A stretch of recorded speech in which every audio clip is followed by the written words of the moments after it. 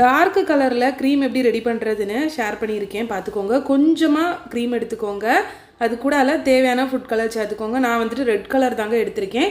இது கூடால கொஞ்சமாக black food கலருமே சேர்த்துருந்தேங்க, அதனால தான் எனக்கு இந்த கலரில் இருக்குது. நீங்கள் ரெட் மட்டும் சேர்த்திங்கன்னா உங்களுக்கு இன்னுமே டார்க்கான ரெட் கலர் கிடைக்கும்.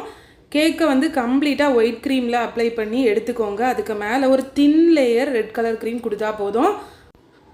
ஏன்னா நம்மளுக்கு வந்து ஃபுட் கலர் அதிகமாக சாப்பிட்றோமேன்னு சொல்லி ஒரு கில்ட் இருக்கும். அதனால தான் தின் லேயராக கொடுத்தீங்கன்னா நம்ம சாப்பிடும்போது அந்த லேயரை எடுத்துகிட்டு வேணால் கூட சாப்பிட்டுக்கலாம்.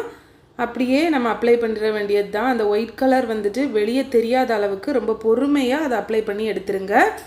உள்ளே இருக்கக்கூடிய ஒயிட் கலர் பார்த்திங்கன்னா நல்லா செட் ஆகி இருக்கணும். அப்போ தான் ரெட் கூடால அது மிக்ஸ் ஆகாமல் கரெக்டாக வரும்.